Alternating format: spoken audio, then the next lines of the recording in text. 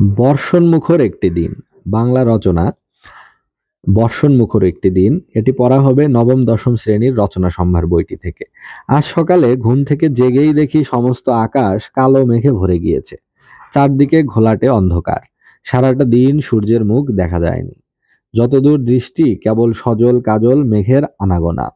দুপুর না গড়াতেই টাইপরাইটারের শব্দের মতো ঝাঁঝালো বৃষ্টি নামলো আমাদের টিনের চালে। বেলা বাড়ার সঙ্গে সঙ্গে বৃষ্টির ধারাও যেন বেড়েই চলছে, থামাথামি নেই। ক্যালেন্ডারের দিকে তাকিয়ে দেখি আজ শ্রাবণ মাসের 2 তারিখ। বর্ষার মাঝামাঝি, এ সময় তো বৃষ্টি হবেই। বিকেলের দিকে বৃষ্টির ধারা একটু হালকা হলেও সন্ধ্যার আগ মুহূর্তে ঝুমঝুম বৃষ্টি শুরু হলো। এই বর্ষণমুখর শ্রাবণ সন্ধ্যায় অলস ভাবনায় কেটে যায় সময়। সামনে পরীক্ষা, টেবিলে বই, কিন্তু পড়ায় মন বসছে না। অবিরল ধারায় বৃষ্টি ঝরছে। টিনের চালে যেন বর্ষাকন্যা নৃত্য করে চলছে।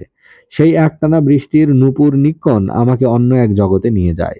কবি রবীন্দ্রনাথ যেন এমন বর্ষণমুখর সন্ধ্যার কথা স্মরণ করেই লিখেছেন, আষাঢ় সন্ধ্যা ঘনিয়ে এলো, গেল রে দিন বয়ে, বাঁধন হারা বৃষ্টি ধারা ঝরছে রয়ে রয়ে।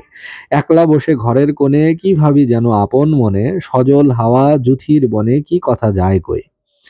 সব কাজ ফেলে আপন মনে প্রকৃতিকে দেখার কি এক আকুলতায় নিজেকে আচ্ছন্ন রাখা। হয়তো কবি না হলে বর্ষার দিনের এমন মুহূর্ত অন্তর দিয়ে অনুভব করা যায় না। এ সন্ধ্যায় মনটা যেন উতলা হয়ে উঠেছে। আমাকে অন্যমনস্ক করে তুলছে বৃষ্টির একটানা সুর। মনের ভেতর নানা রকম ভাবনা ঢেউ খেলে যাচ্ছে। সে অনুভূতির কোনো স্পষ্ট রূপ নেই, নির্দিষ্ট কোনো নাম নেই। রিমঝিম রিমঝিম বৃষ্টির একটানা শব্দ আজ মনকে আচ্ছন্ন করে রেখেছে।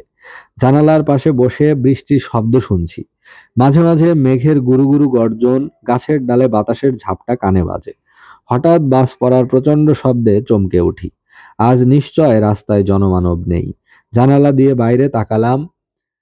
বিদ্যুৎ চমকাচ্ছে, অন্ধকারে ভালো করে কিছু দেখতে পেলাম না। হারিকেনের আলো একটু বাড়িয়ে দিলাম। তখনও ঝড়ো ঝড়ো করে অবিরল ধারায় বৃষ্টি ঝরছে। একবার ভেবেছি একাগ্রচিত্তে পরীক্ষার পড়া পড়ব, কিন্তু বইয়ের পাতায় কিছুতেই মন বসছে না। মনের মধ্যে তত্ত্বকথা উকি দেয়। জীবনটাকে সফল করার দুর্বার সাধনায় নামতে হবে। জীবনের প্রতিটি মুহূর্ত কিভাবে কাজে লাগানো যায় তাও ভাবনায় আসে। ও ঘর থেকে মা ডাকছেন, আয় খোকা, নাস্তা খেয়ে যা। ঘরে মোমবাতি নেই, এই সম্বল। অগত্যা উঠতে হলো। বাবা, আমি, টুম্পা আর ছোট মামা মোমের আলোতে গরম গরম চা আর ঝালমুড়ি খেতে বসেছি। টুম্পা বলল, মামা, এই অন্ধকারে বৃষ্টির দিনে ভূতের গল্প ভালো জমবে। ভাত খেয়ে চলো ভূতের গল্প শুনি। আমিও বললাম, হ্যাঁ মামা, ভূতের গল্প বলো। ছোট মামা গল্প শুরু করলেন। কখনো ভূতের মতো নাকি সুরে, কখনো ফিসফিসিয়ে গলায়, কখনো জলদগম্ভীর কণ্ঠস্বরে পরিবেশ বেশ ভয়ঙ্কর হয়ে ওঠে। ভৌতিক ঘটনার বর্ণনা শুনে আমাদের গা ছমছম করে উঠল।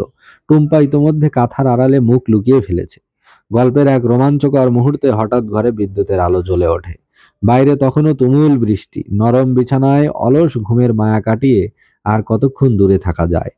বর্ষণমুখর সন্ধ্যা কেটে যায়, শ্রাবণের বৃষ্টির ধারা তখনও থামে না।